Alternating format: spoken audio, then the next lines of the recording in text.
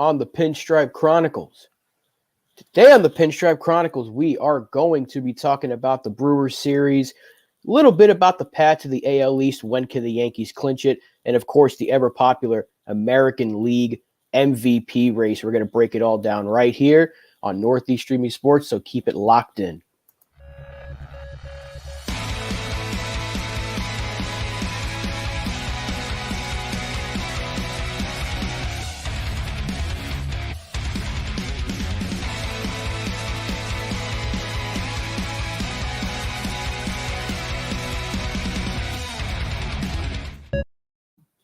And good morning, Yankees fans, baseball fans alike. It's Rob and Donald from the Pinstripe Chronicles, and you are watching us live on Facebook, YouTube, and Twitch. So let's get right into it, Donald. We got a series coming up here with the Milwaukee Brewers. The Yankees got a 3-game set. A little bit of a road trip starts up.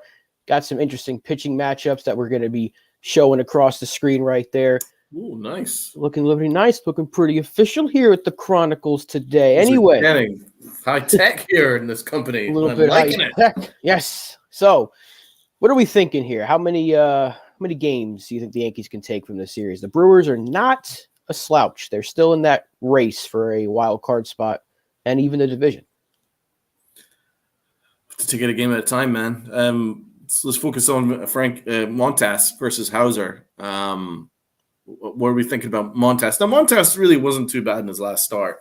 I mean, he really got done over by Aaron Hicks because of the shift rules. Aaron Hicks didn't get charged with multiple errors, and same with IKF, and they were all culpable for Montas's 4 runs. So it really wasn't his fault. Do you think that he's going to carry it on to have an even stronger start this time? I think so, because they're letting him throw more pitches. When they first got him, he was still coming back from an injury, and they didn't want to push him too hard, so they were a little cautious. But it seems like now they really know what they want him to do, and they want him to throw that fastball more. And I really hope he starts featuring that splitter more than he has been, because that's obviously his best pitch. That really goes well with his fastball. But I would like to see him just pitch and go back to what was working for him in Oakland. And I don't like when the Yankees do this, when they get new pitchers and they say, well, we think this is going to work. Because it wasn't like Montas was struggling. Had he come over here like Trevino was, when Trevino was struggling and they kind of fixed him, Montas didn't really need to be fixed. So 100%. I just think they need to keep him. These are your best pitches. Throw your best pitches. And we saw him in his last start, like you said, the defense did him no favors. I thought he pitched just fine. And we got a comment right here from Nikki. If Tyone could beat Woodruff, that would be huge. Yeah, that's a big one right there. Woodruff is one of their best. We're not going against Burns, thankfully. So we get to skip. 339 ERA is pretty damn good. We're getting to skip Burns in this series. But yeah, that's a big one right there. Tyone's been kind of like up and down for me. We don't really know what we're going to get out of him, but with Montas, I want to see progression each start. That's going to make me more confident when he goes out there in a playoff game. Montas needs to prioritize his fastball as well, because I think this is a Yankee thing where they like to focus more on your secondary pitches. There's been starts where he's just been using almost most of his secondary pitches rather than prioritizing his fastball. I really think that in order for your splitter to be effective, you need to establish your fastball. And don't you think it's kind of, what would you think about what Montgomery said? Did you hear what Montgomery said, that they didn't like his fastball, they didn't like his 4-seamer, and so they were using his changeup and his curve, etc. more, and he's now using his fastball in St. Louis, and he's a different pitcher, an even better pitcher than he was in New York. I mean, do you think that there's something to that? I think so, because I keep going back to Sonny Gray when we got him, and we saw just how different they made him throw when we got him, because he wasn't great when we picked him up in 2017. He wasn't having a great year, and he was pretty effective for us in the second half, but nothing special. But then you see 2018 Sonny Gray, and he was terrible. And it was like, throw this cutter. That's all they wanted him to do. And they kept using the cutter because CC Sabathia was able to reinvent himself with the cutter. But that's because he lost velocity. You had Sonny Gray, you can still touch, 95 plus. And the same thing with Montgomery. He's not going to hit 99, 90, or 100, but he can get it up there to about 94, 95 if he needs to. And they didn't want him throwing that fastball. So, that's one thing I will defend Montgomery on. I think they should have let him use that pitch a lot more, because it seems like the only pitcher that on our staff that they're letting throw that fastball when he wants is Cole. That's the only guy that's like, hey, you throw what you want. What about other examples? The Big Maple, Paxton. Yeah, cutter. He was very, very open about the fact that they changed the way that he liked to pitch. And I think he was really struggling, and then he just went, you know what, I'm just going to pitch the way I want to pitch and the way I can pitch. And that's when you start to see a different Paxton. But when he first got here, the Yankees wanted to change him again. Another example, Kluber. There's numerous examples where the Yankees don't really like you to use your four-seam fastball. It is a little strange, but I can't overly complain about it considering our numbers. Our starting rotation is fantastic. Everyone's under 4. Everyone's in the 3s, apart from Nasty Nesters in the 2s, which is just terrific. So, I mean, obviously, whatever it is working, but I think that you can still use your fastball more. I really do think that. Especially if it's a plus pitch, like Montas. Yeah. When you're able to touch 99, if you're at 98, 99, you should be able to throw that pitch more than they make him throw it. So I don't know if it's a Matt Blake thing or if it's an analytical thing, but it just seems because you see Montgomery, and I hate talking about Montgomery, but when you see him go and use the fastball more, he's like, yeah, I feel like a different pitcher. It's just like that one simple change. Like that's the first pitch you learn when you're learning how to pitch growing up, is throwing a fastball, right? The 4-seam fastball. And that's the one pitch the Yankees seem to want you to not throw. So, I mean, it's a strange thing.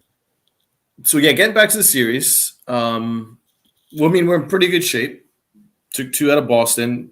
Basically, got out of Fenway like we stole something, which I really think we did. We didn't play well, but Boston played a hell of a lot worse. and we took 2 out of 3 against Tampa, which was huge. Again, considering the lineup that we had, I think that's probably the most impressive. And considering how we played, we got a ton of runs in the last, especially considering what Aaron Hicks did on Friday to come out and take the next 2 games by rattling Tampa was good. Then obviously Boston, take 2, great. It's in better shape now. We're in very good shape to win the division now. Yeah, we're up by 6.5 now. We actually gained a half game, so we're up 7 in the loss column, but there's 19 games to go. So the path is a little bit clearer to the AL East. There's some more light at the end of the tunnel. About a week ago, it was very cloudy and you didn't really see the light because it was starting to collapse. But now it's starting to open up again. The division is it was a lot more it's a lot more in sight now. So we have, I think, 3 left with Toronto, but that's really it. What would you rather avoid in the Blue Jays? I would rather avoid the Blue Jays because that offense terrifies me. When they're going, they can put up 10 whenever they want. I'd rather avoid both. I don't trust this against either opposition right now. Yeah. But I mean, it would be one of those teams against Cleveland if it ended today, and then I think Seattle would play. So I don't know how the new bracket goes. I know Cleveland has to play somebody in the wild card round because we and the Astros would be skipping the wild card round. So there's 3. Actually, you know what? I think Seattle would play Tampa, and then Cleveland would play Toronto, or I might have those East teams mixed up there, but I think that's how it goes. I would rather the Twins come back. I would hope the Twins come back to win the Central and we play them. How about that? Because I want to play the Twins. If we're going to get anybody in the first round, give me Minnesota. Well, yes, of course. Minnesota is definitely the team you want to face. It's the one team that we absolutely. Here we go. I've got the bracket here. Okay, let's have a look and see.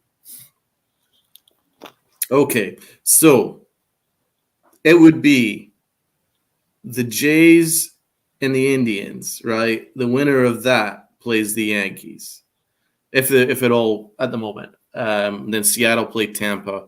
Winner of that plays Houston.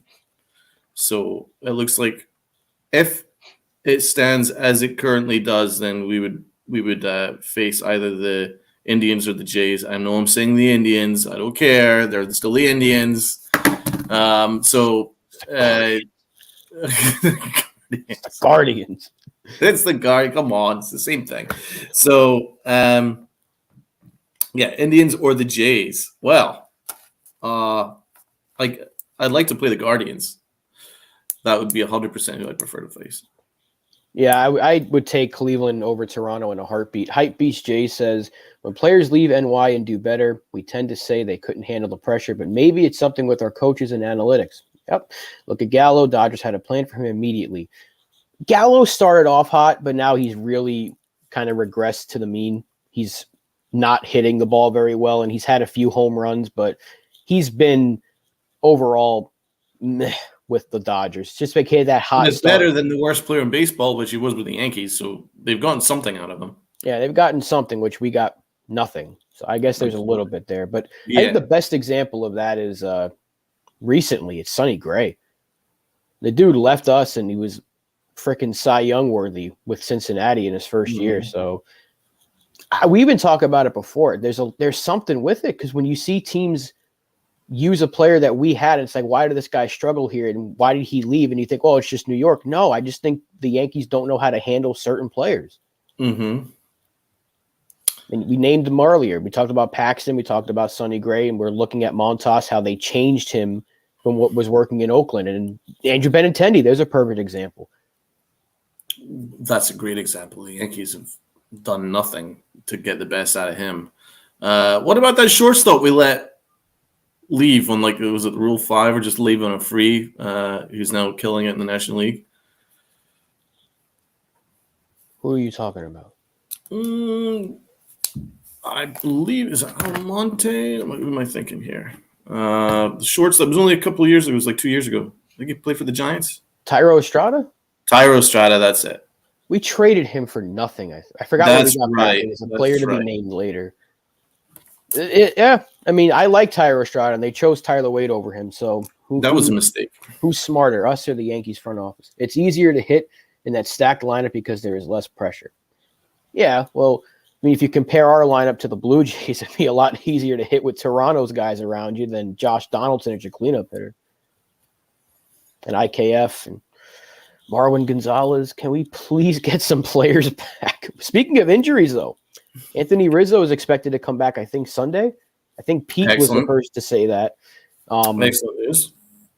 So that's definitely going to help, because I'm really sick of seeing Marvin Gonzalez at first. Severino is expected to come back during the Pittsburgh series. Efros is throwing some bullpen sessions or some live batting practice. Bader, baby. We're going to have Bader, very, very Bader in the Bronx. He's apparently he's been killing it in his rehab assignments. Anything to get Aaron Hicks off the season. Oh, dude. I know. Oh, my God.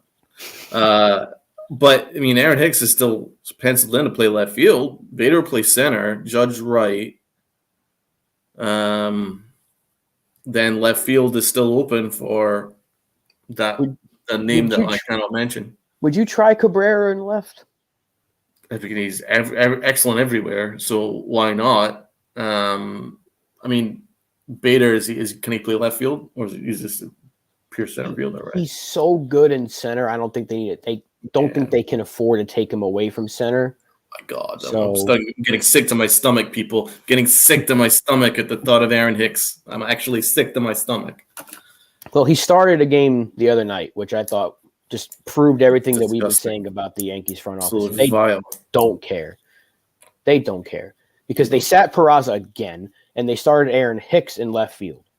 So there is zero plan for the number 3 prospect, but the guy that literally gave up on the his field. team got to start in a game in Fenway Park. Bader covers so much ground in the outfield and gets on base and steals bases. The Yankees fans will love this guy. I already like him. I just didn't like that he was hurt when we traded for him. I knew he was good.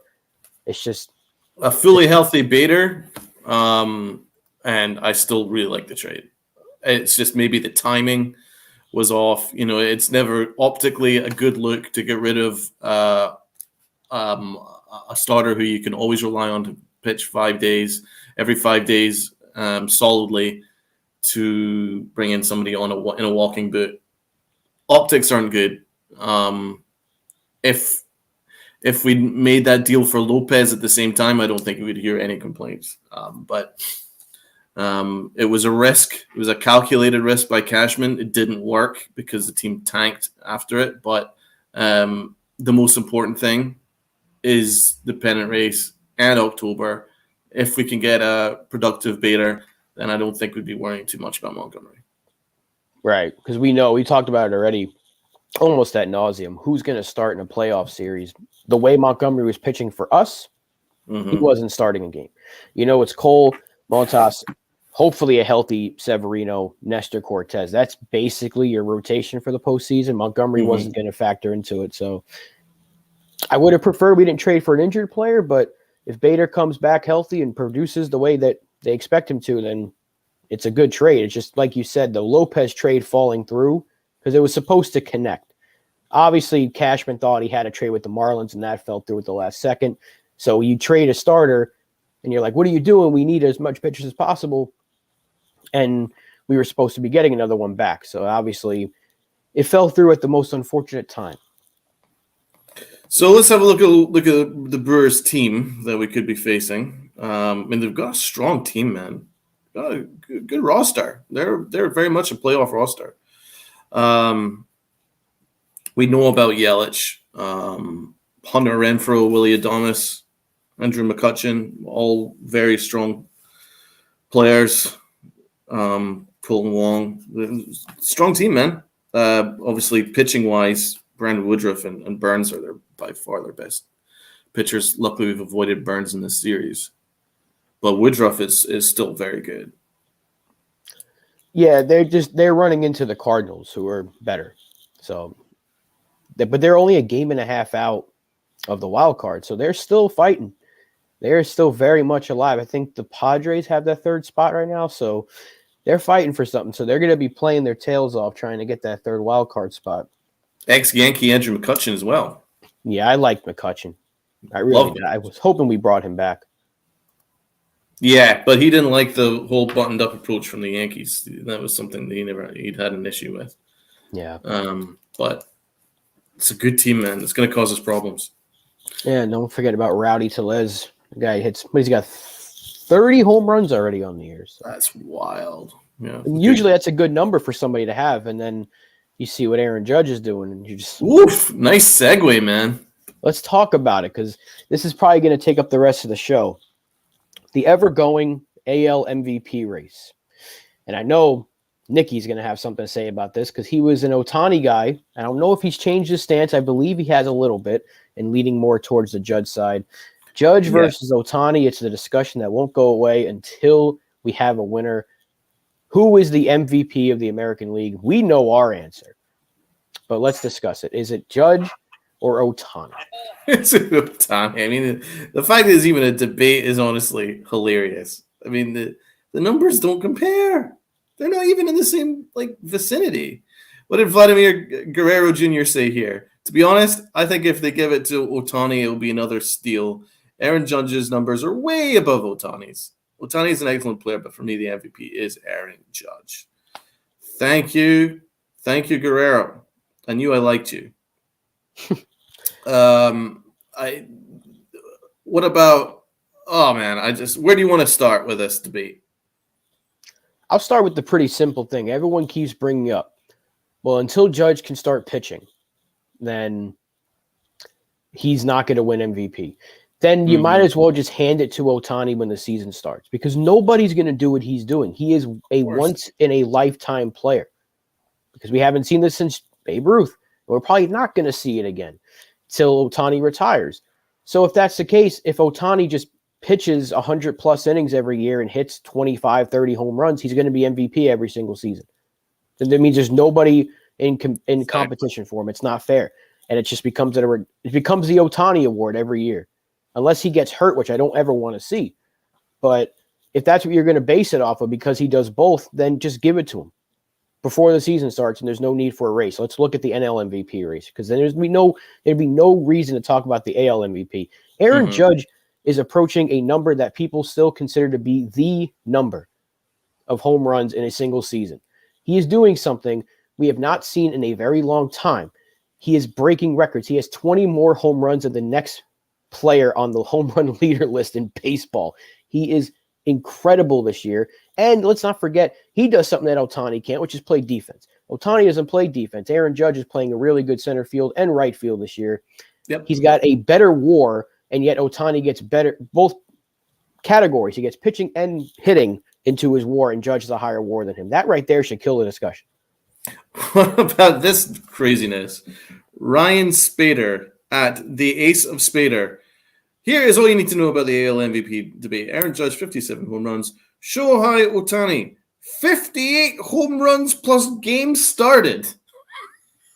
What even is that? That metric does not exist. You cannot make up stats to validate your argument. There is no argument that is a made-up metric. You can't just make up metrics. I know we're in the analytical age where you can come up with X, Y, Z plus bish, bash, bosh to get some sort of crazy number. I'm sorry, but there's no such thing as home runs plus games started. Give me a freaking break. Are you out of your freaking mind? That's absolute nonsense. The only metric you should worry about is what? Ohtani has 30 home runs and Aaron Judge is 57, right?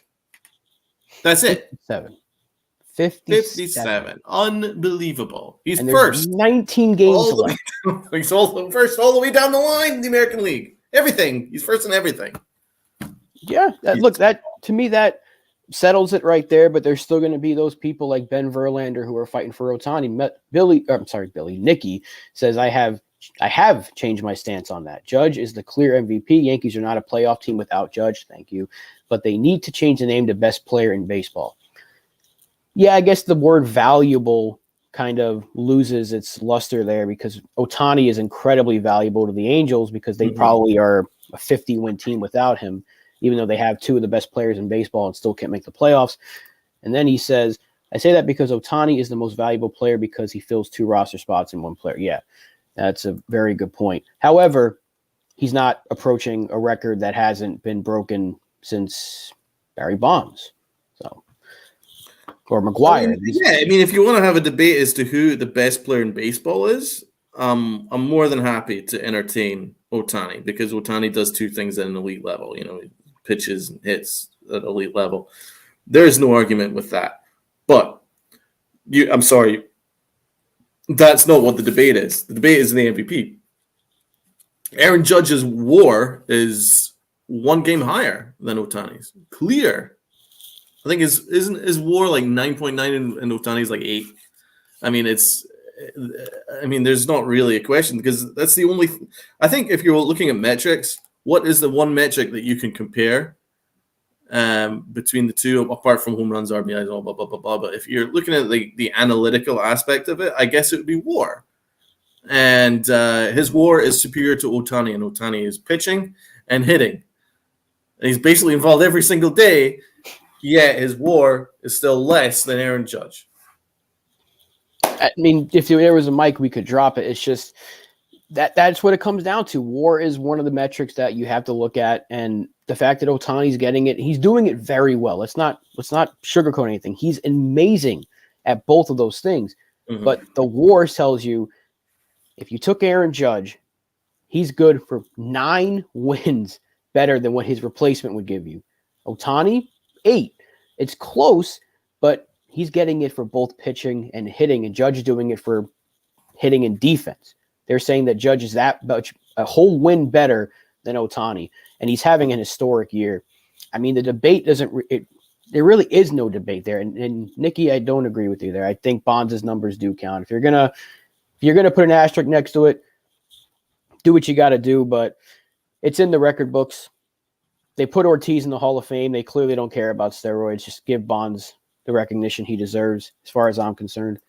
Yeah. And then Hypebeast says, even if the Angels were contending, I still think Judge is MVP. I hope they don't rob him again like they did with 2-2. That was a travesty. Judge was better than so many categories. Well, that's what I think that's exactly what Guerrero's point was. It's like that's going to be another robbery if Ohtani wins the MVP because Aaron Judge was robbed before. Yeah, he was robbed in 2017. He should have been Rookie of the Year and MVP. They gave it to Altuve, who was good that year, but he was not Aaron Judge worth. He was not Aaron Judge like in 2017. Highway robbery. It was absolutely highway robbery. There's no question about it, man. Absolutely highway robbery. We can't have him robbed again. We really can't. But I just don't trust the voters, because they love to pull a fast one on the Yankees. They really do. They like to make up things on the fly to deny, like this, for instance, Matsui. Remember? Rookie of the Year. He's not really the rookie because he's not really a rookie. But then that was thrown out the window with like Suzuki. Ohtani. And Ohtani. They gave it to Ohtani in 2018. Oh my God! So and of course we've not even gone to the fact that some person thought it would be a good idea to deny Jeter the unanimous Hall of Fame debate, the unanimous Hall of Fame entry, which is unbelievable too. So there's always going to be someone that has this Yankee bias out there, and it is real people. That could stop this, and that's what I'm worried about, because we already saw it with Judge being robbed of an MVP. That it's absolutely crazy. He was robbed. If you look at his numbers, which is far better than Altuve. We've seen numerous examples of our Rookie of the Year candidates not getting it. What about Jeter being robbed by? Was it Mauer? I think it was Mauer, or was it Morneau? Didn't Morneau win it over Cano one year, I think? Right, but Jeter was definitely robbed, and it was like one vote, and it was once again somebody who didn't watch any Yankee games that just hated the Yankees. But these writers have some sort of, their votes still count. So this is real, and I am worried about it. I'm worried too. The writers and the people that are given the luxury of voting tend to screw us at times, but hopefully that ends this year. Nikki says, my MVP vote would go to Judge if I had a vote, but I would take Ohtani if I was starting a new franchise. I can choose any player. That's a good take. I can agree with that, because Ohtani does two things in an elite level. And if you're starting a team and you're like, let me get a guy that can do both, or a guy that can do one, you probably take Ohtani. However, I'm a Yankee fan, so I'm going to take Aaron Judge. MH, thank you so much for supporting, man. Welcome to the stream, MH. You got only about a minute and a half left, but Hypebeast J says, what's your opinion on re-signing Judge? Do we give him whatever he wants? I think we can't let him. Well, you nailed it right there, Hypebeast. You can't let him walk. You have to blank check. Throw it at him. Write the number. MH and Hypebeast J, be sure to check out Big Blue in the Bronx channel. We're all doing a live stream of the Yankee Brewer game at 8:05. So check us out. Even though MH, you're a Mets fan, doesn't matter. Mets fans, we love Jay. You stay away from him. Keep Steve Cohen in his stupid Twitter profile picture. Boston won him as well. Everybody wants the Giants won him. That stirred up some stuff. Thanks, Hypebeast. Will do. Yeah, that stirred up a little not press conference, the post-game comments he said when he said we'll discuss that after the season. Has everybody thinking he's going to the Red Sox now? Aaron Judge is being so incredibly cryptic with the way he speaks. He's making Twitter run amok and trying to dissect what he's trying to say. Mm-hmm. But none of it means anything. He's just basically been saying since day one, I'll discuss it at the end of the year. He's doing the Jeter thing, and no one sees it besides us, apparently. Hand on heart, is he a Yankee against the Giants at the start of the year next year? Or is he a Giant against the Yankees? He is a Yankee against the Giants. Okay. And that is going to wrap. You want to give your real quick? You want to give yours? I think so. Yeah, at the moment, I think so. All right, and that is going to wrap it up for us here on Pinstripe Chronicles. Thank you for watching. Wear your pinstripes of pride and play hard.